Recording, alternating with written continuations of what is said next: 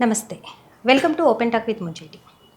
Metro కొత్త మలుపు. అసలు ఏంటి మెట్రో కొత్త మలుపు అనే విషయం పైన మనతో పాటు కమాండర్ చీఫ్ ఎడిటర్ రామారావు గారు ఉన్నారు. వారితో మాట్లాడదాం. సార్ నమస్కారం. నమస్తే అండి. సార్, మెట్రో ఫేజ్ 1, ఫేజ్ 2 అది కథ సుఖాంతమైందని నేను వింటున్నాను. ఎందుకంటే గతంలో కూడా రాష్ట్ర మంత్రి అండ్ కిషన్ రెడ్డి గారి మధ్యలో వార్ జరిగింది. మరి ఆ వార్ కాస్త ఢిల్లీ వరకు వెళ్ళి కథ సుఖాంతమైందని అంటున్నారు. అది పేపర్లో కూడా వార్త వచ్చింది. సో దీని మీద మీ అనాలిసిస్ ఏంటి సార్? యాక్చువల్లీ ఇది మంచి వార్త అండి. ఒక రకంగా చెప్పాలంటే రాష్ట్ర అభివృద్ధిలో రెండు భిన్న పార్టీలు, భిన్న వ్యక్తులు కలిసి పనిచేయడం అనేది చిన్న వార్త కాదండి. వాస్తవమే, అది చాలా పెద్ద వార్త ఇది. కిషన్ రెడ్డి గారు, రేవంత్ రెడ్డి గారు కలిసి ఢిల్లీ వెళ్ళి దానికి సరిపడా రైల్వే శాఖ మంత్రితోనూ మిగతా మంత్రులతో కలిసి దానికి సంబంధించిన అనుమతులన్నీ తెచ్చుకోవడం కోసం ఒకేసారి వెళ్ళి కలిశారు. ఇది మామూలు విషయం కాదండి. అంటే ఇక్కడ రాష్ట్ర ప్రభుత్వం, కేంద్ర ప్రభుత్వం ఒక్కసారిగా వెళ్ళి ఢిల్లీ కేంద్ర ప్రభుత్వాన్ని కలిసి ఒక పనిని సక్రమంగా నిర్వర్తించారండి. అభివృద్ధి లక్ష్యంగా రాజకీయ పార్టీలు పనిచేస్తున్నప్పుడు ఇలా జరగడం మంచిదే. అయితే దీని వెనక గొడవ ఏంటంటే, అన్నిటికంటే ముఖ్యంగా దీని వెనక జరిగింది ఏంటంటే, ఆంధ్రప్రదేశ్ గవర్నమెంట్కి కేంద్రంలో మంచి పట్టుంది.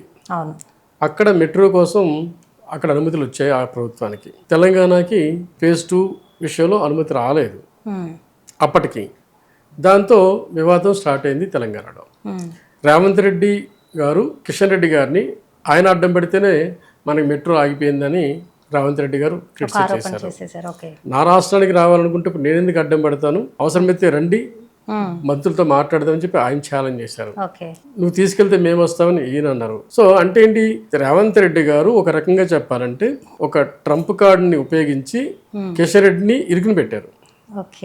అంటే యాక్చువల్గా కాంగ్రెస్కి బీజేపీకి మధ్య కిషన్ రెడ్డి ఏమి ఉల్లబెట్టింది లేదు, ఆపింది లేదు. రాజకీయ వైరం ఎలాగ ఉంటుంది. సో కేంద్ర ప్రభుత్వం ఎట్టి పరిస్థితుల్లో రాష్ట్ర ప్రభుత్వంలో అధికారంలో ఉన్న కాంగ్రెస్ పార్టీ కనుక సహకరించకపోవచ్చు. దానికి కిషన్ రెడ్డి గారు ఏమీ అడ్డం కాదు, అది సహజంగా జరిగేది. ఎందుకంటే రెండు వైరు పక్షాలు కనుక. కానీ దాన్ని ఏం చేశారంటే ముఖ్యమంత్రి గారు కిషన్ రెడ్డి గారిని ఇరికించారు. నీ వల్ల ఆగిపోయిందని. అంటే అప్పుడు ఏం బాధ్యత ఎవరికి వచ్చింది?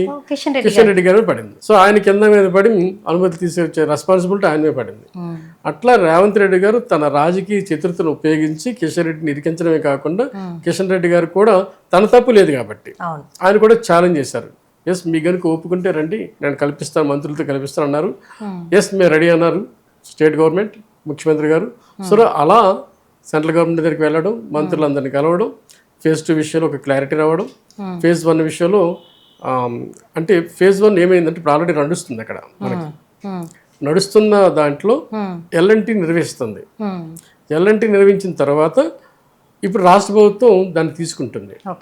రాష్ట్ర ప్రభుత్వం తీసుకుంటున్నప్పుడు ఏమవుతుంది, ఆ లోన్ కావాలి, ఎల్ఎన్టీ పే చేయాలి కదా, కొన్ని కోట్ల రూపాయలు పే చేయాలి. అంత డబ్బు తెలంగాణ ప్రభుత్వం మెట్రోకి ఇవ్వాల్సి వస్తుంది. ఇవ్వలేదు. అప్పుడు ఏం చేయాలి, కేంద్రం నుంచి అప్పు తెచ్చుకోవాలి. ఇది ఫేజ్ 1లో ఉన్న ఇబ్బంది. అంటే ఫేజ్ 1 తెలంగాణ గవర్నమెంట్ తీసుకుంటుంది కనుక దాన్ని సహకరించమని ఒకటి. ఫేజ్ 2 ఏమో విస్తరణ కోసం, శంషాబాద్ వరకు వెళ్తుంది అంటున్నాం కదా. సో విస్తరణ, ఈ రెండింటికి రాష్ట్ర ప్రభుత్వం అడుగుతుంది కేంద్రాన్ని. ఇలా ఇప్పుడు కిషన్ రెడ్డి గారు ఆధ్వర్యంలో ముఖ్యమంత్రి గారు, కిషన్ రెడ్డి గారు సెంట్రల్ గవర్నమెంట్ వెళ్ళడం, మంత్రులందరినీ కలవడం తో ఒక సానుకూలమైన వాతావరణంలో కిషన్ రెడ్డి గారు చెప్పిన మేరకు, అలాగే ముఖ్యమంత్రి కోరిక మేరకు అదొక కథ సుఖాంతమైంది మీరు అన్నట్టుగానే. అలా జరిగిందండి. ఓకే, ఇంతవరకు ఓకే సార్, ఇది బాగుంది. కానీ మిగతా పార్టీలకి ఇప్పుడు ఈ రకమైన సంఘటన, ఇప్పుడు ఈ సందర్భాన్ని తీసుకొని బీజేపీ కాంగ్రెస్ ఒకటే అన్న వార్త ఇప్పుడు మళ్ళీ రిపీట్ చేసే ఛాన్సెస్ ఉన్నాయి. దురదృష్టం ఏంటంటే మీకు గతంలో మన ప్రైమ్ మినిస్టర్ అన్నారు కదా, కలిసి పనిచేద్దాం. సో కలిసి పనిచేస్తారు కదా ఇక్కడ కూడా. ఇప్పుడు కిషన్ రెడ్డి గారు, రేవంత్ రెడ్డి గారు కలిసే పనిచేశారు. సో ఈ కలిసి పనిచేయడం అభివృద్ధి కోసం. అప్పుడు రేవంత్ రెడ్డి గారు కూడా నన్ను అభివృద్ధిలో కలిసి చేద్దామని అన్నారు. కానీ ఇది రాజకీయాల్లో కలిసి పనిచేయడం కాదని ఆ రోజు అన్నారు. వాట్ ఎవర్, మనకి ఇవన్నీ అది రాజకీయం పక్కన పెడితే, మనం తెలంగాణలో ఉన్నప్పుడు, హైదరాబాద్లో ఉన్నప్పుడు మెట్రో విస్తరణ అవసరం. అలాగే మెట్రో ఒక ఎల్ఎన్టీ నుంచి కేంద్ర రాష్ట్ర ప్రభుత్వానికి రావడం అవసరం కనుక రెండు స్మూత్గా జరుగుతున్నాయి కదా. మనకైతే కావాల్సినది. అందులో రేవంత్ రెడ్డి గారు బీజేపీ వైపు మొగ్గుతున్నారనో, దానికి కిషన్ రెడ్డి సహకరిస్తున్నారనో, ఇది రాజకీయ వివాదం కంటిన్యూ నడుస్తూనే ఉంటుంది.